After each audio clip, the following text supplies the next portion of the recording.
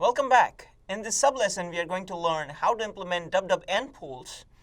In this sublesson, we are going to learn how to define WWN pools and use those pools while defining SAN policies. So we are on the UCS Manager, and under the SAN tab, we go to the Pools section where we have options to define different pools, WWN pools, node name pools, or the port name pools. And there's also WWXN pools. So we'll talk about all three of them. So let's go to WWNN pools. If we click on Add, it gives us a pop-up window. We can define the name, prod WWNN. And we say that assignment order is maybe sequential.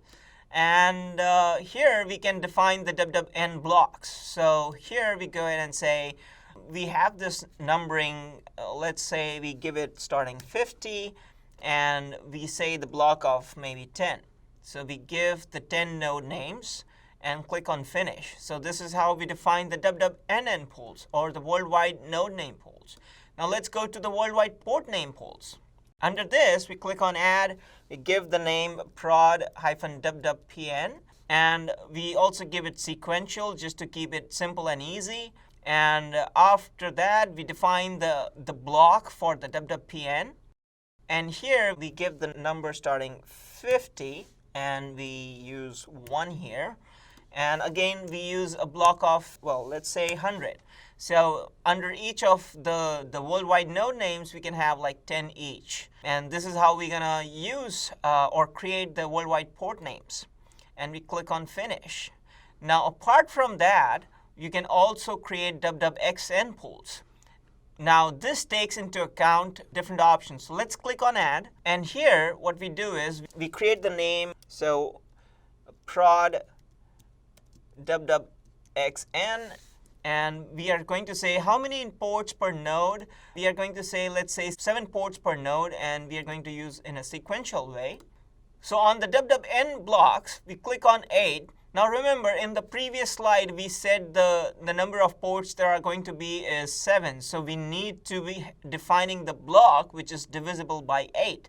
So we can define like, let's say 32, which is divisible by 8.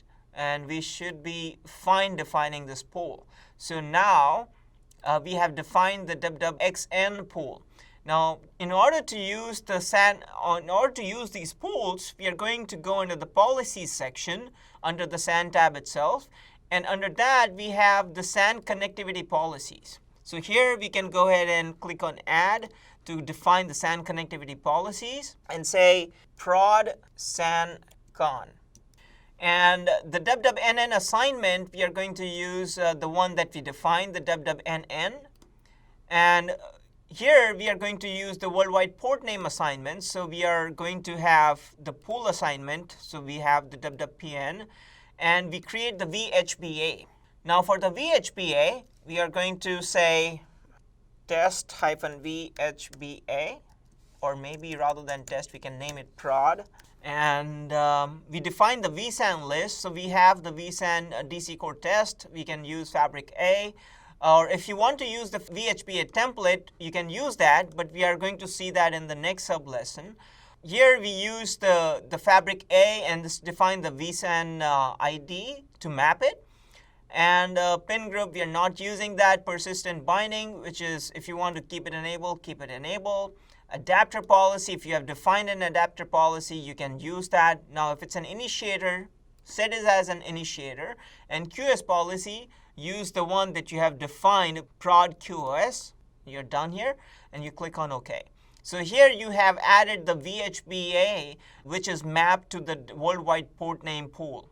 And once you have defined that, you can click on OK, which will take care of defining your SAN connectivity policy. Now, we saw how to define the SAN connectivity policy. There's another option when defining the WWNN assignment.